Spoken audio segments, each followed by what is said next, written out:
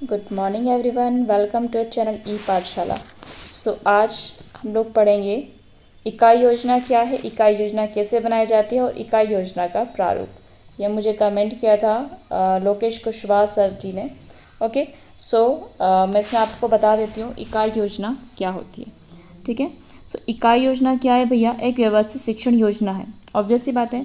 मैं आपको देखो सिंपल वे में बताऊँ तो देखो, अपन कोई भी चैप्टर होता है, कोई बुक होती है, उसमें यूनिट्स होती है ना। जैसे अभी आप बीएड की तैयारी कर रहे हो, राइट? तो आपकी जैसे इसमें मान लो 4 यूनिट है, तो 4 यूनिट जो होती है उसमें प्रत्येक यूनिट क्या होती है, एक दूसरे से कोरिलेट करती है। मतलब फर्स्ट यूनिट आपका इंट्रोडक्शन का रहेगा, ठीक है। उसका सेकेंड यूनिट आपका उससे रिलेटेड, मतलब आप एक एक स्टेप आगे बढ़ते हैं, ठीक है। तो इकाई योजना क्या होता है? जैसे पाठ योजना में हम केवल एक पाठ को पढ़ते हैं, तो इकाई योजना में हम एक यूनिट में, मान लीजिए एक यूनिट में उसने 6-7 पॉइंट दिए, तो उन 6-7 पॉइंट को कवर करने के लिए जब हम एक योजना बनाते हैं कि भाई साहब अपने को एक यूनिट ख़त्म करना है, तो हम उसको बोलते हैं इकाई योजना।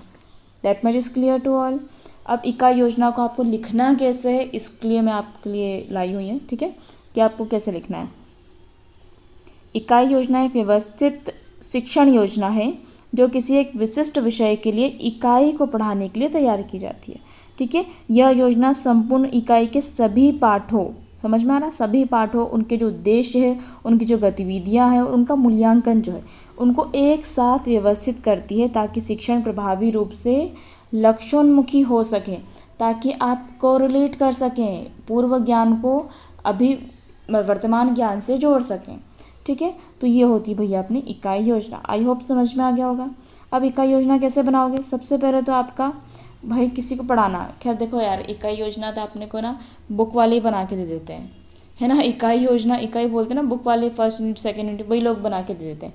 बट फिर भी अगर आपको कुछ अपने हिसाब से बनाना तो आप कैसे बना सकते हो? सबसे पहले तो आप विषय की पहचान करो, है ना। एक विषय का चयन करो जिस पे आपको इकाई योजना बनानी है। सेकेंड इज लक्ष्यों का निर्धारण करो, ठीक है। आपको ये निर्धारित करना पड़ेगा कि भैया बच्चों को क्या क्या, कौन कौन से कौशल ये पढ़ने के बाद आ जाना चाहिए।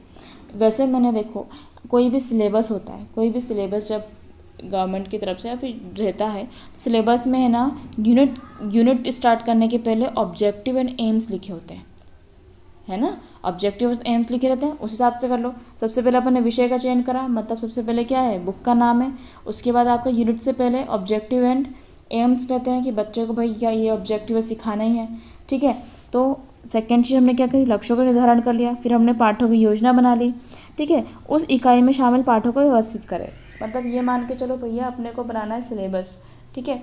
तो अपन क्या करेंगे, अब उन पाठों को अरेंज करेंगे। मतलब अपने पास भैया कितने पाठ है, 19 पाठ है। अब 19 पाठ में अपन ने देखा कि भैया ये शुरू के इंट्रोडक्शन के तो अपन फर्स्ट यूनिट में रख लो, तो इंट्रोडक्शन अपना कितने पाठों में आ गया है, 4 पाठ में आ गया, तो अपन ने इसको एक इकाई योजना में रख लिया, ठीक है। तो पाठों की योजना बना ली। फिर आप शिक्षण विधियाँ लिख सकते हो कि अपने को भैया इंट्रोडक्शन देना है, तो अपन को इसमें कौन कौन सी विधियों का उपयोग करना है। क्या हमें लेक्चर विधि का उपयोग करना है, क्या उसमें चार्ट लगेगा, क्या उसमें डायग्राम्स लगेंगे। तो आप कौन सी विधि, आगमन विधि, निगमन विधि, कौन सी विधि का उपयोग करना वो आपको डिसाइड करना होगी, ठीक है। गतिविधि और संसाधन, आप इसमें कौन कौन सी गतिविधि करवाएंगे, उन चीज़ों को बच्चों को ज़्यादा बेहतर तरीके से समझे तो आप कौन कौन सी एक्टिविटीज़ को करवाएंगे, राइट। आपको कौन कौन से संसाधन लगेंगे, ठीक है। आपको उनके लिए कौन कौन से संसाधन लगेंगे तो उसको आपको प्री डिसाइड करना पड़ेगा ना, तभी तो आप उन संसाधनों को जुटा पाओगे, तभी तो आप सामने वालों को बोल पाओगे ना कि आपको इस दिन ये चीज़ें लेके आनी है। मतलब देखो मैं आपको बताऊँ तो जो प्राइवेट स्कूल्स होती हैं, ठीक है, प्राइवेट स्कूल जो होती है उनके पहले से डिसाइडेड रहता है कि बच्चों को ये चीज़ें लगेगी। कैसे डिसाइडेड रहता है? बिकॉज उनके पास प्लान होता है कि भैया अपन ये एक्टिविटी करवाएंगे। छोटे छोटे बच्चों को नहीं सबमिशन के लिए बोल देते हैं पेरेंट्स को कि पेरेंट्स को ये चीज़ें बच्चों की सबमिट करना है। क्यों करना है? क्योंकि उनको वो एक्टिविटीज़ करवाएंगे। तो ये क्यों करवाएंगे? बिकॉज उनका पहले से प्लान है कि अपना ये ख़त्म करना है, तो अपने को ये चीज़ें लगेगी। तो गतिविधियाँ संसाधन हो गए। और लास्टली मूल्यांकन। आप मूल्यांकन कैसे करोगे? आप लिखित करोगे, चर्चा करोगे, या फिर मौखिक करोगे, किस प्रकार का आप मूल्यांकन करोगे, तो उस हिसाब से आप अपना बना सकते हो। ठीक है, सबका पढ़ाने का तरीका अलग होता है, सबके पढ़ने का तरीका अलग होता है। ठीक है, तो प्रत्येक व्यक्ति, जैसे बच्चा अलग होता है वैसे शिक्षक भी अलग होते हैं। ठीक है, जैसे मैं बताऊँ तो मुझे ज़्यादातर चार्ट, डायग्राम्स और टेबल, सरणी इनके फॉर्म में पढ़ना पसंद है। इवन मैं उसी में पढ़ाना भी पसंद करती हूँ। ठीक है, तो सबका अलग अलग रहता है। ओके, अब हम देख लेते भैया इकाई योजना का प्रारूप। कोई भी इकाई अपन ने बनाई है तो उसका प्रारूप कैसा होगा। ठीक है, प्रारूप बता देती हूँ, उसके साथ ही मैं आपको बताऊँगी कि आप कैसे बना सकते हो। तो देखो ये तो प्रारूप है। ठीक है, ये क्रम संख्या आती है यहाँ पे, उसके बाद पाठ का नाम आ जाएगा। ठीक है, पाठ के नाम कौन कौन से नाम हैं, जैसे देखो ये देखो इकाई योजना का प्रारूप, यहाँ पे आप लिख सकते हैं इकाई का नाम। ठीक है, देखो यहाँ पे डिपेंड्स ऑन यू, आप यहाँ पे आपका ऐसा नहीं कि आपको खूब जो है वैसे हर बुक में, मतलब सबका अलग अलग दिया हुआ रहता है। तो जैसे यहाँ पे आप लिख सकते हैं जैसे छात्र अध्यापिका का नाम। ठीक है, उसके बाद कक्षा लिख सकते हैं, फिर उसके बाद आपका जो विषय है वो लिख सकते हैं, फिर इकाई का नाम लिखना है। इकाई के नाम में आपका जैसे भैया मैंने सेलेक्ट कर दी भारतीय स्वतंत्रता संग्राम। ठीक है, ये हिस्ट्री पेडोलॉजी के बिहाफ में मैंने बता रही हूँ आपको, आप अपने विषय का बना लीजिएगा इस हिसाब से। फिर इकाई का नाम आ जाएगा। ठीक है, अब उसमें मैंने इसमें पाठों का नाम नहीं लिखा है, आप चाहें तो लिख सकते हैं बट नहीं लिखा है मैंने। पाठों की संख्या लिख सकते हो, जिससे मैं इसमें 4 पाठ करवाऊंगी। ठीक है, कक्षा लिखना है, अवधि लिखना है। ठीक है, उसके बाद आप दिनांक भी लिख सकते हो। ठीक है, दिनांक इस साइड लिख सकते हो। ठीक है, अवधि तो खैर हमने लिख लिए, मतलब दिनांक अवधि इस साइड आ सकती है। राइट, उसके बाद हम लोगों ने बना लिए, ये है क्रम संख्या।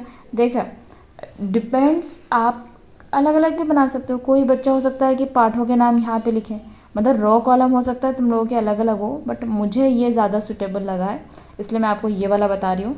ठीक है, तो सबसे पहले हम पाठों के नाम, जैसे क्रम संख्या देखिए, इसमें मैंने कितनी क्रम लिखी है, 4 क्रम लिखे हैं। राइट, अब 4 क्रम में सबसे पहले मैं स्वतंत्र संग्राम पढ़ाना है मेरे को, तो पहला पाठ उठाऊंगी, ये हमारा पाठ का नाम। पाठ का नाम, पहले पाठ का नाम है भैया हमारा क्या, स्वतंत्रता संग्राम की प्रारंभिक संघर्ष। दूसरा पाठ का नाम है गांधी जी का नेतृत्व और सत्याग्रह। तीसरे पाठ का नाम है असहयोग आंदोलन और सविनय अवज्ञा आंदोलन। ये पाठों के नाम हो गए। उद्देश्य क्या है भैया हमारा, यहाँ पे हमको प्रारंभिक संघर्ष बताना है, तो हमको पहले बच्चों को उनकी शुरुआत बताना है कैसे हुई और प्रमुख घटनाओं को समझाना है। फिर नेक्स्ट हमको गांधी जी के विषय में, तो गांधी जी के विषय में बताना है, उनके सत्याग्रह आंदोलन के बारे में बताना है, उनकी भूमिका को बताना है। ठीक है, और सेम चीज़ असहयोग आंदोलन, तो वो भी गांधी जी से कोरिलेट कर गया ना, 3rd चैप्टर, तो हमको गांधी जी के बारे में तो हमने बता दिया। फिर हम उनके असहयोग आंदोलन, सविनय अवज्ञा आंदोलन और अन्य घटनाओं के उनके प्रभावों को देखते हैं। ठीक है, नेक्स्ट हम शिक्षण विधियों की बात करो, तो आप कौन कौन सी विधियों से पढ़ा सकते हो। तो स्वतंत्रता संग्राम को तो मैं आपको व्याख्यान और चर्चा की मदद समझाऊंगी, हो सका तो कुछ अपन इसमें डायग्राम भी ला सकते हैं, अपने मन से लिख सकते हो। ठीक है, शिक्षण विधियाँ दोनों में व्याख्यान और अध्ययन है। ठीक है, इसमें चर्चा, वीडियो क्लिप्स वगैरह आप दिखा सकते हो इनमें। ठीक है, ये आप पे डिपेंड करता है, आप अपने हिसाब से लिखो, कोई इस पर आपको रोकेगा टोकेगा नहीं। बट ऐसा नहीं है कि इधर कुछ और चल रहा है और आप इधर कुछ और बता रहे हो। ठीक है, मतलब कुछ चीज़ें ऐसी यूज़ करो जिसको आप दिखा सको। ठीक है, अगर आप ज्योमेट्री पढ़ा रहे हो और आप भैया वीडियो दिखा रहे हो, फिल्म दिखा रहे हो, है ना, ऐसा नहीं चलता है। ठीक है, तो आपको विषय के अंतर्गत उसको डिसाइड करना है। देन नेक्स्ट आपकी गतिविधियाँ, आप कौन कौन सी गतिविधि करवाओगे। जैसे आप स्वतंत्रता संग्राम पढ़ा रहे हो तो आप चार्ट पर बता सकते हो, घटनाओं का अंकन कर सकते हो। ठीक है, गांधी जी के नेतृत्व सत्याग्रह में आप समूह चर्चा कर सकते हो, गांधी जी के आंदोलन को रिपोर्ट बनाने के लिए बोल सकते हो। ठीक है, उसके बाद मूल्यांकन कैसे करोगे, जैसे आप क्विज़ कर सकते हो, फर्स्ट वाले में क्विज़ कर लो, प्रश्नोत्तर पूछ लो। इसमें आप प्रोजेक्ट दे सकते हो, प्रोजेक्ट जैसे कि मैंने आपको बोला ना कि आपको रिपोर्ट बना के लाना है। ठीक है, आप उनका पेपर ले सकते हो इस पार्ट में। ठीक है, तो इस हिसाब से अपना आ जाएगा ये हिस्ट्री के बिहाफ में भारतीय स्वतंत्रता संग्राम की उसकी इकाई योजना। ठीक है, और यहाँ पे मैंने इसी का लिखा है, भारतीय स्वतंत्रता संग्राम का है, सेम रिपीट हो गया है। सो आई होप आपका क्लियर हो गया होगा कि आपको कैसे इकाई योजना बनाना है। और मैं आपको एक चीज़ बता दूँ, देखो भैया, केवल ये है ना, इसका प्रारूप आपने को रट लेना है। प्रारूप रट लो और पाठ के नाम देख लो अपनी बुक वगैरह जो से भी, क्योंकि आपका हिस्ट्री है, हिंदी है, जो भी आपका विषय है उसके आप पाठ थोड़े से रेडी कर लो, कौन कौन से पाठ है, थोड़े क्रम में। ठीक है, तो थोड़ा ज़्यादा ठीक रहेगा। जैसे अगर क्वेश्चन आ गया कि 9th क्लास का बनाओ, अपने हिसाब से लिख लो, इतना कुछ वो नहीं है कि आपको एज इट इज़ पार्ट्स लिखना ही है, ठीक है। और बाकी प्रारूप उस हिसाब से बनेगा और गतिविधियाँ आपके सब्जेक्ट के हिसाब से बनेगी। Okay, so thank you for watching my video. मिलते हैं नेक्स्ट वीडियो में।